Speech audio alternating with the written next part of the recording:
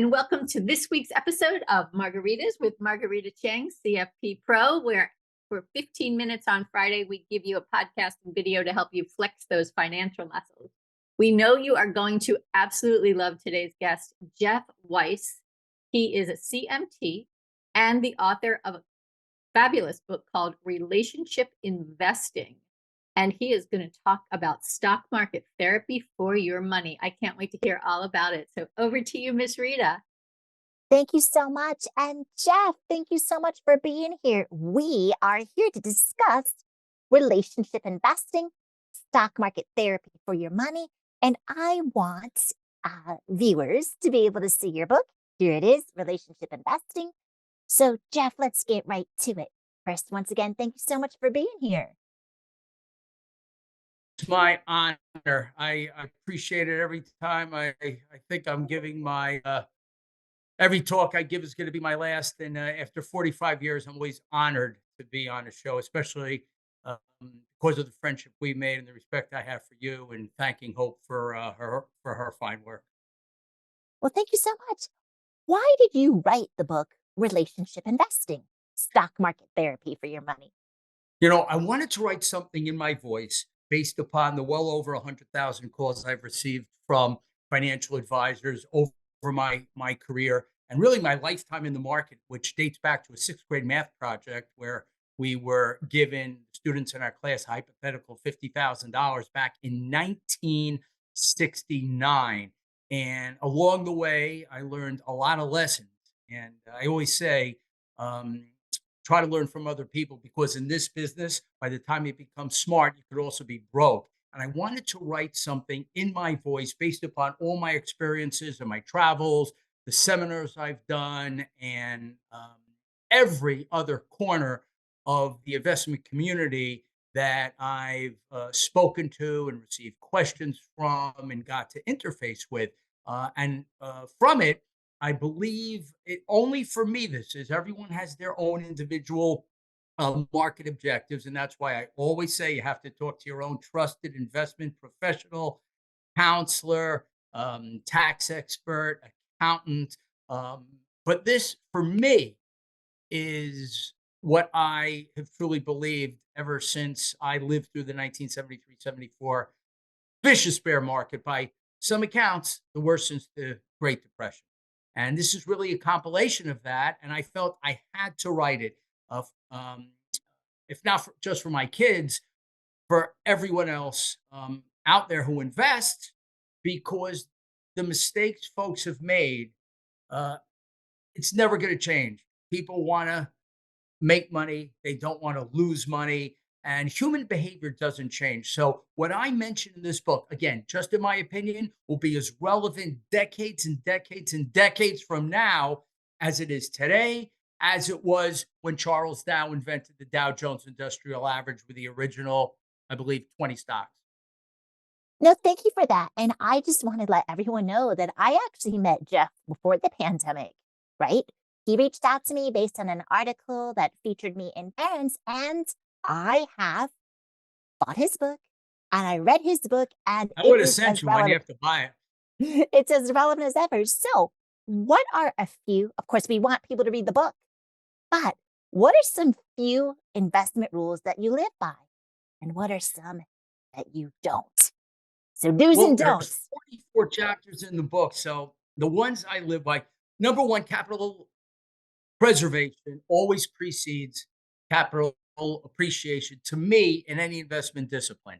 That is just me, but I think a lot of people can relate to that, especially those who've lived through as many bear markets as I have. And remember, on Wall Street, what goes up will most likely come down, but what comes down does not necessarily go back up, because when a stock goes down 50%, it has to go up 100% just for you to break even. And that's why bear markets don't have to last as long as bull markets to do as much, if not more damage. So capital preservation is number one. Also, I don't average down losing positions. When the market says, Jeff, you're wrong, and it's said that a lot, and you have to admit when you're wrong, and you have to learn from your mistakes. from your successes, what do we learn? Right? But from our mistakes, I dwell on my mistakes constantly.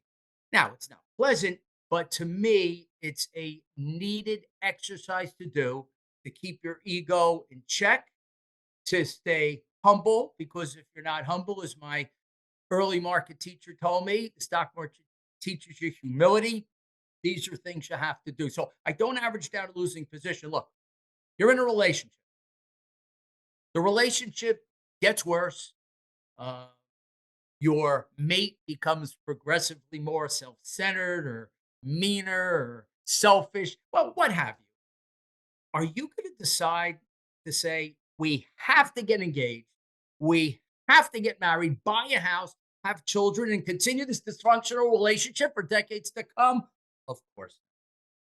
Chances are you're going to take a step back and reassess. And when the market says that to me, I listen to the market. A lot of people think they're experts. I see a lot of PhDs, a lot of MBAs. Look, I've spoken at Ivy League schools, I've traveled quite a bit. I have never found a greater analyst than the stock market itself. And as my mentor and one of the great market letter writers of all time, Newton Zinder, used to say, on Wall Street, you know what everyone else knows is to know nothing. So that's something else I do. And because I believe that capital preservation is everything, I don't worry about taxes. It's hard enough making money in this business, let alone your tax rate. I make money, I pay my taxes, and while dividends are nice, it's not going to do me any good to get a 4 or a 5 or 6% dividend if the stock I purchase is going to go down 40, 50, or 60%, which tells me that the potential for that dividend to be continued to be paid may have lessened. So these are things that I do. Oh, one last thing. This is huge. This is this is I don't want to say it's the biggest, but I've heard this I don't know how many hundreds and hundreds and hundreds of times. When I tell people when I was an analyst and I've served many, many thousands of financial advisors and their clients in this industry, when I tell them that I don't like the way a stock is acting on the chart because I'm a technical analyst, not a fundamental analyst, they say to me, Jeff, but I don't need the money. Now, what if you didn't need the money before one of the great collapses of all time in 73, 74, or before the NASDAQ fell nearly 80% from its 2000 high to, I believe, its 2002 March low? What about the financial crisis of '07 to '09? Or what about what we saw during COVID? What if you did need the money then? Well, sadly, you would have had a lot less than when you started. So when a stock needs to be sold, the stock gets sold, the taxes get paid, whether or not I need the money. That is not an investment consideration. Neither are taxes. That is, to me, a personal consideration. I take personal considerations and I put them aside. I look at the stock, I look at the stock chart. Very, very direct and focused. Rita. I love that. It's important to be direct and focused. What are some non-monetary factors you consider when investing? Emotions are key. In my in my book, Relationship Investing, I have a section titled Financial Freud. It's very, very hard, but in my opinion, again, only in my opinion, because everyone's different, person has to know thyself. And sometimes we're so close to the market with our noses up to the screen that it's hard to take a step back and look at things from an aerial view. So sometimes I would suggest to friends of mine, maybe you should talk to somebody. Maybe you should have someone who could see yourself more clearly than you see yourself. And I think if you need to be very, very objective. Are you the person who um, likes to uh, buy a bigger position with a tighter risk level, or buy a small position and have a greater distance between the time you own the stock till the time get out of the stock? And remember, I don't fall in love with stocks. I personally love trying to catch a longer term move and holding for months and months and months and months. I'm a bad trader, and a person has to know in the market what their weaknesses are. You have to know yourself. If you don't know what your weaknesses are, friends, in my opinion, they're going to come back and they're going to get you. So I always know my weaknesses. Believe me, I have a lot of weaknesses. My wife will tell you I have more weaknesses than I do investment wise, but you really have to take stock, if you'll excuse the pun, of yourself. And again, create a discipline. Don't fight what the market's verdict is because it's judge and jury and its verdict is final. I One last thing. I've during my career, as I mentioned, taken many calls. Got a call from someone once, and they're telling me they have a $25 to $30 stock, and look, and stock is hitting the symbol. Right, stock's what it's under 10. I say, sir, is this the symbol? Because the stock's under 10, and you're telling me it's 25 to 30. I said, yes, that's where it's going in several years. I said, but I want to sell the stock now. Am I going to get 25 to 30? They said, well, not really. I said, what am I going to get? Said the price that's on the tape. So I said, that's all that matters. When someone gets a margin call, you, you could get a margin call even though you own wonderful companies. But if the stocks aren't good and the market's been going down significantly, the firm asks you to put up more money because you get a margin call. You can't say, I don't have to put up money. I have the finest companies in creation, products that are second to none. That's not going to work. That's not going to work. So this is a very direct, straightforward business, and we all have to tell stories about the ones that get away, the ones we could have had, the ones we kept too long. But in the end, stock is selling, or the market's trading, where the stock is selling, or where the market's trading. So I know there are 44 chapters and there's lots of lessons. I'd say the key lesson is know thyself. The other thing I would say is key here is there's a difference between a good company and a good investment. So as we wind down, Jeff, do share with our viewers and listeners where they can find more about you. So your website, Yeah, where they so can buy your book. weisspeaks.com, WEISSSPEAKS .com. You'll see my site. You'll see some testimonials. None are from my family. And true, stock and the company are not one and the same at the same point in time. If you are in a primary bear market and the market's going down, chances are your stock is going down no matter how well your company's doing. Do good companies become good stocks? Well, if it were that easy, we never hear about any stories of people losing money. So that's key. There's more advice in there. I really wrote it, with my heart. I originally penned some chapters back in 2000, and I wanted this to come to fruition because I totally believe it can help people. People aren't going to get rich, writing books unless they're the name authors. But I really believe this book has something to say. And along the way, telling you what not to do when investing, in my opinion, is as important, if not more important, than telling you what I think you should do. And I thank you for listening. Talk to your trusted financial professional because all people's situations are different. And with that said, all good things and blessings to each and every one of you. And thank you, Rita. You've been a good friend and great person. And to you, Hope, my new friend, the same. Well, thank you so much. Now back to you, Hope. Thank you. Thank you, Jeff and Rita. Jeff, this is so much fun. You're like a comedian with money smarts. So we appreciate you sharing relationship investing, stock market therapy for your money.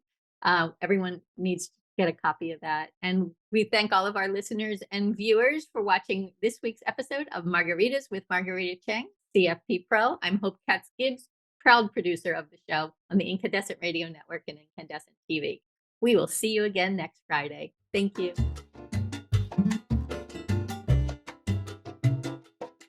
Thank you so much for being part of our Incandescent Radio and TV family. This is Hope Katz-Gibbs, founder of Incandescent Incorporated, the PR and publishing company for women entrepreneurs.